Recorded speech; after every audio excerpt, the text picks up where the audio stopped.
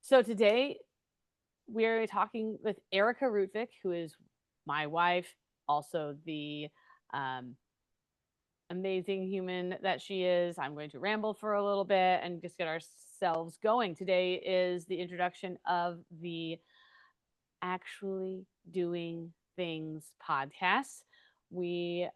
Erica and I have had that as an inside joke for a long time. And it is now the thing that I think we can do to promote and create a podcast that is going to help educate, inspire, and entertain our members by telling stories of our members and the people in Walla Walla so we can build a healthier, happier, and more connected Walla Walla Valley.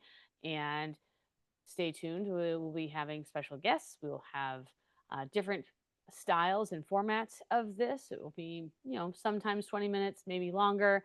The goal is for us to find ways to communicate what we do better and showcase that we're a place to go to get all of your health and fitness needs met. So I am delighted that Erica, you're here. And today, I would like to just get an idea of what has your journey been like since you started CrossFit. And in the last few years, we've had 2 kids. So the focus on this is talking about pregnancy. And so starting from there, tell us about your journey. Let's go. Fantastic. I'd love to take it from here, Nikki. Thank you for the wonderful introduction, my lovely wife. You did a great job. Oh, yeah.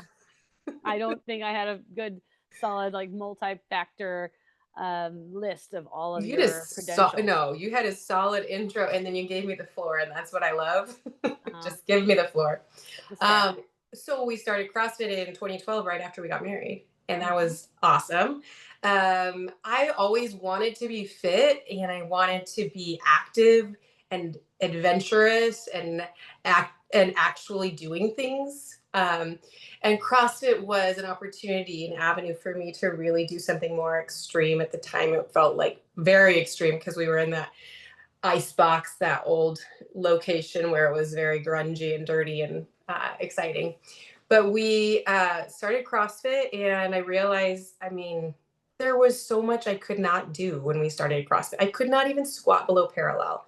So for me, it's been a huge journey. CrossFit has really allowed me to actualize my dreams. Like, I can go and do whatever it might be adventure-wise that I want to do with you or my sisters or whoever, because I'm fit for it. So I really love that the model of CrossFit is to be prepared for the unknown and the unknowable. Just that generalized physical fitness has been something I desired and got from CrossFit. But definitely my peripartum journey, from trying to conceive to all the postpartum and nursing and weaning and everything.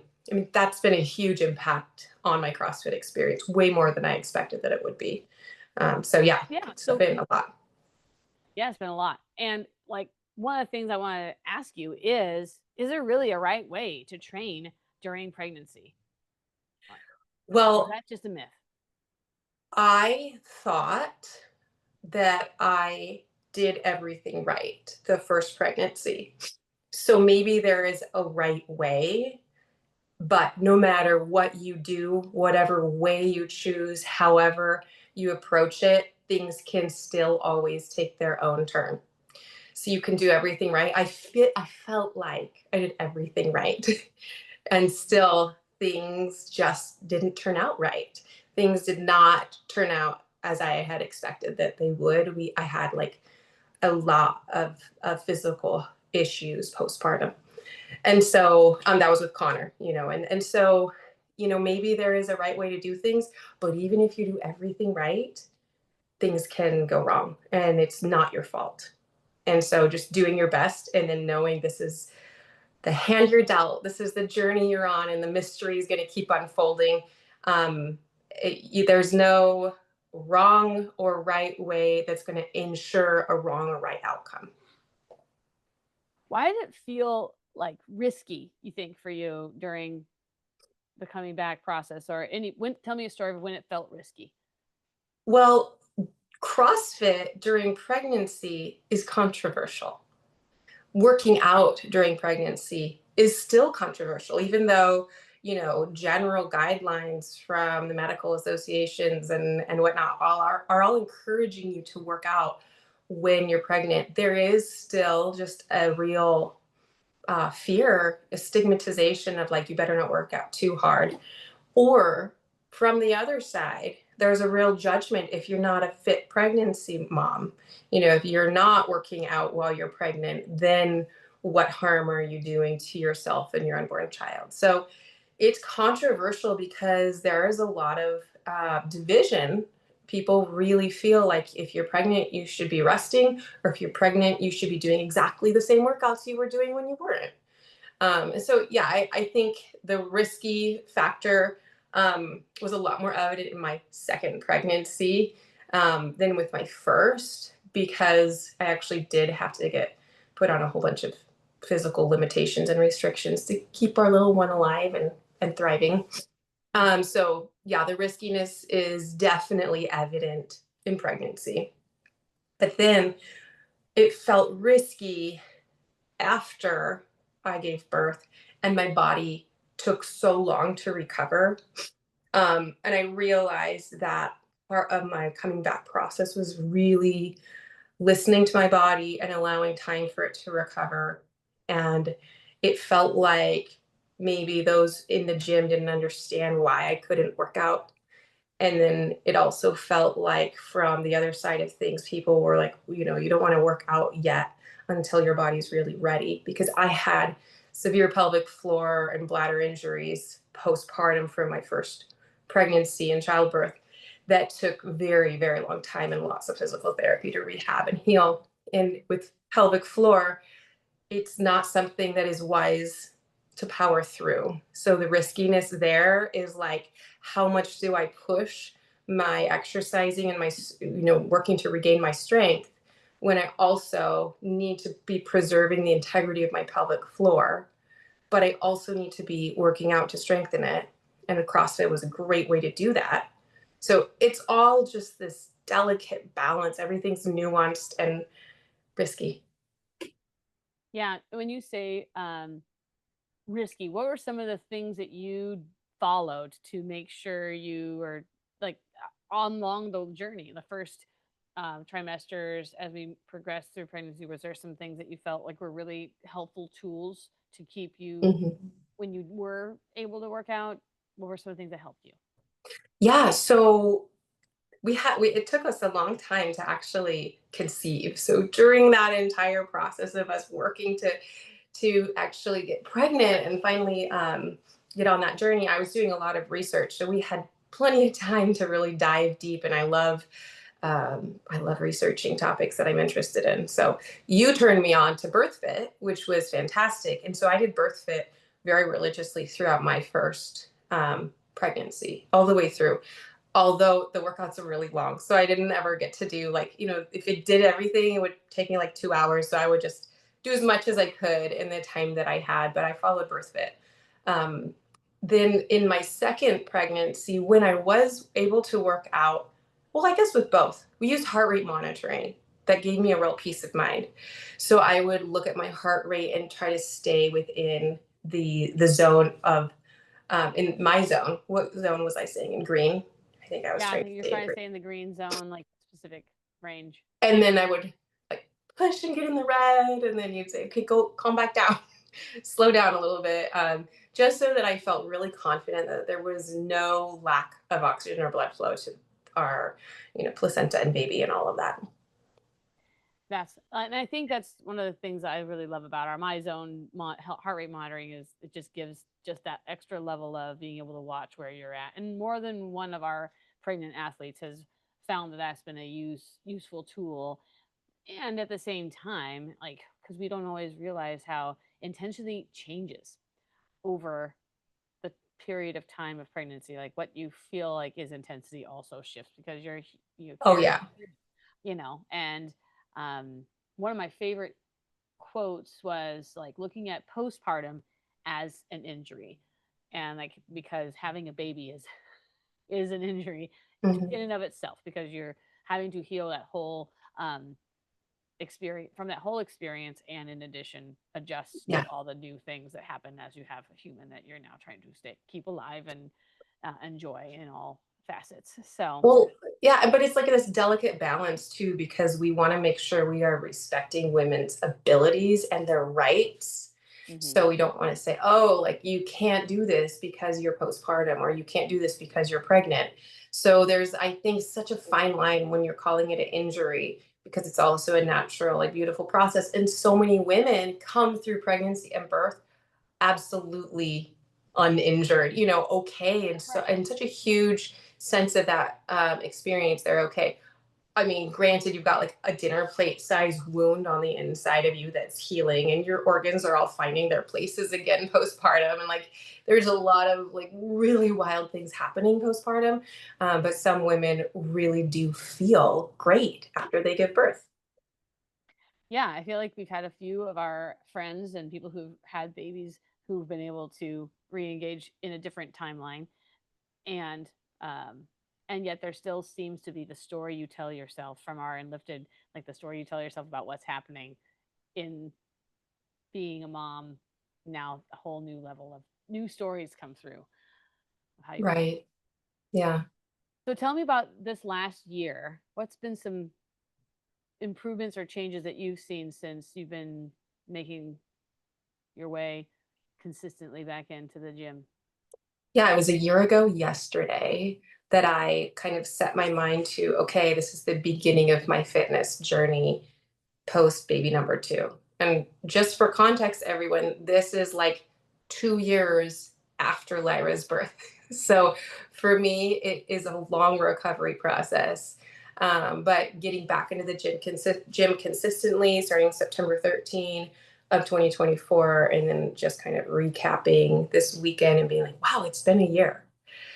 So I've been able to get into the gym consistently.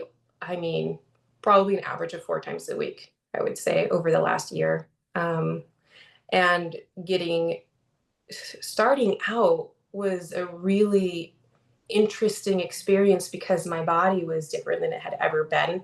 I wasn't pregnant, but I was almost 200 pounds. So I was like carrying around a lot of extra body mass and weight, and it was really interesting recognizing how difficult it was to do simple things because I didn't have room to breathe while I was doing them, like rowing or burpees or things like that, or just because like my body was crunching up more, I didn't have the lung capacity. So it was fascinating to kind of get that experience and start understanding more of like, okay, this is what the reality is. It's not just the effort you're putting forth or the extra weight you're carrying.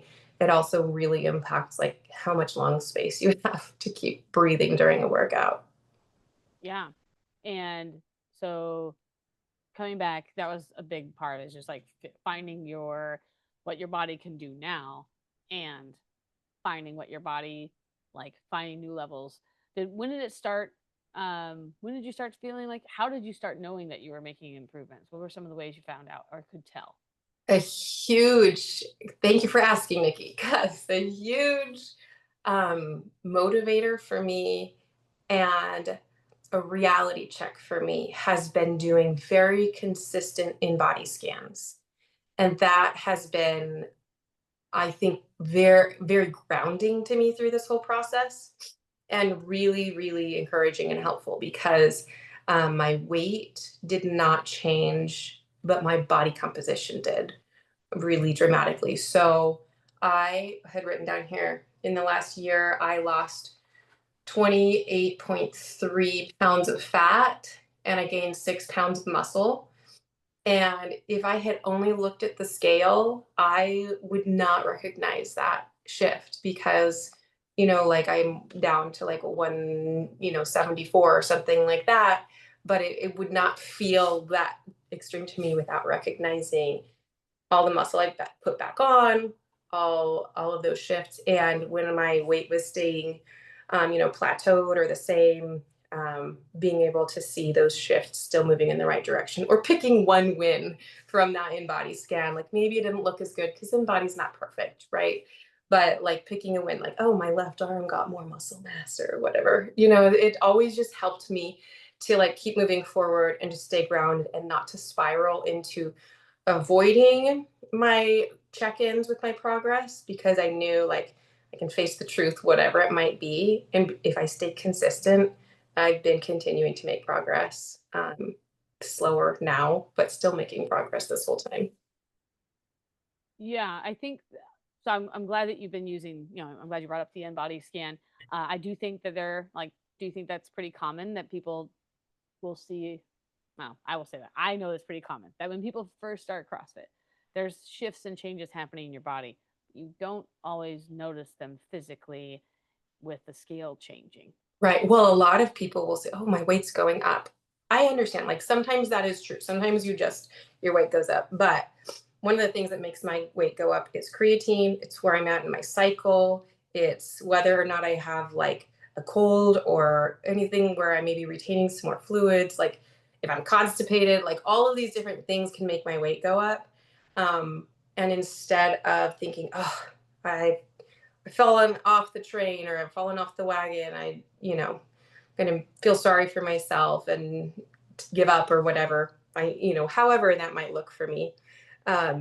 Just staying with the in-body scan has really helped me to be able to recognize it's not as bad as you think it is.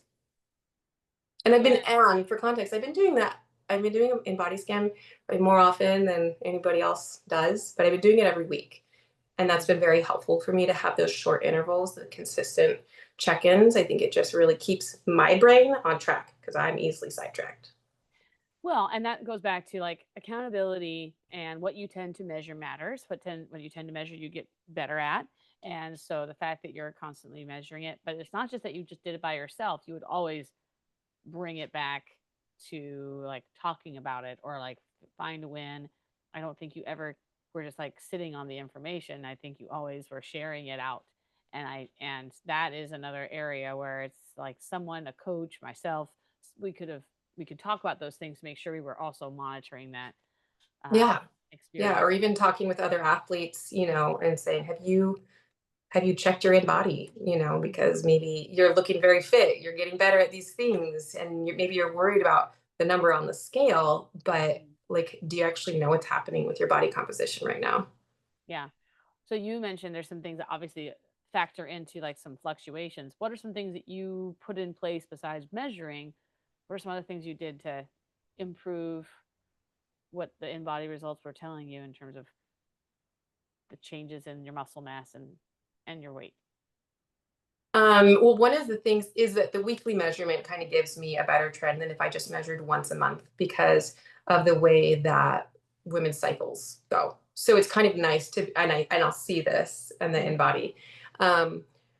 But yeah, I think that the timing, so doing it every week, doing it consistently, like it's going to be on a Saturday or a Sunday morning. It's going to be, just really following the same things. I'm wearing the same types of clothes. Ate the same kinds of things, fueled the same way that day. So I think being consistent with like how I approach, when I do it. So I'm not doing it on like a Sunday morning and then the next week it's a Wednesday night. It's always consistently like the same kind of setup. So I'm getting as consistent feedback as I can with the same kind of situation. Yeah. And going back to like consistency is what so much of the time that matters. Like can we have this repeatable, measurable data coming at us so that we can know what to do with it. And so often I think there is people who just do things at random. We are not being intentional and putting that like plan in place so we know when to do it, how often to do it, and what we will do when we notice a like longer trend. Mm-hmm. So celebrating, a year of that consistency. What are some other celebrations or big wins that you've had this year? Oh, definitely just getting back my skill set. Like getting back to being able to do pull-ups again, like such a joy to be able to do my pull-ups again. I love that. Or like getting down to one mat with handstand push-ups, or things where I'm like getting closer to my fitness wins from the past. Getting heavier lifts or um, things like that. Also, just getting back into coaching has been a huge win for me. I love like clung to like give me just one class a week. I just need to have something where I'm getting back into the coaching world, and I've loved being able to coach again. And then also going to get my L2 was just so fun, and so much feedback, so much good information for me, a lot of good coaching cues for me as an athlete, and then learning so much about coaching in general. So it was great. It's been lots of wins. So I'd say big wins, thinking of like, oh, jumping again, like box jumps, jump rope. I'm not back to double unders yet, but I'm getting close. I mean, I can do them, but pelvic floor wise, it's like not the best for me right now. And then pull ups for sure. And what else? Just, Well, I was gonna say, like, the fact that is there any sort of event that you're training for, or something you're wanting to do soon? oh, right. Yeah, doing the High Rocks Sundays. And when we did our simulated High Rocks event, I was able to complete it in a time frame that I was really like pleased and happy, under an hour and a half. So I was very stoked. Yeah, that was it was such a cool experience seeing you getting those runs done, and then having Connor run with you, and you were like just staying consistent with your pacing. And Yeah. you got like a lot of MEPs that day with your my zone, but you Yeah. were very you did not stop, and it was like inspiring to see Bob get in there and do Helped the me wall balls finish with my, you. I was like, oh, thank you for that. I needed a little extra help. But yeah, that was a great day. And running again, that's been a huge comeback. Like that's felt like a huge win to run again. So Mm-hmm. yeah, so many wins, like all the time in this last year, because I've been just rebuilding, and it's been really exciting. And I cannot say how much it has meant, all the different athletes and coaches and members and people who've come up to me and like encouraged me and like congratulated me, or stayed to cheer for me. And it's been so much support here. It definitely boosts my motivation, and it's such a mood boost. It really boosts my mood a lot. Yeah. Well, this is as being like in our inaugural first guest on the Actually Doing Things podcast. I'm delighted that you were able to share so much of your adventures with being back into the gym, and the things you've returned as part of your investment in yourself. There's things that come back. Um, what are some things that you would like to see us do as part of the Actually Doing Things podcast? Oh my gosh, like let's get out there. Let's get out there and actually do things, Nikki. Okay. I'm Yeah. planning it. High Rocks in December. How about that? Yes, we got a High Rocks in December. That's going to be fun. I just can't wait to have more conversations, because there are so many cool stories that I just love to tap into here with our members and friends and cohorts. Like it's so inspiring. So we can't wait to talk to other people, talk about different topics. I mean, we got to do like some astrology in the gym stuff and some, Yeah. Do yeah. some smudging or something. We'll do some stuff. Yeah, we'll do tarot reading for one of our podcasts. But no, we definitely just have so many people that I would love to have a conversation with about their CrossFit journey.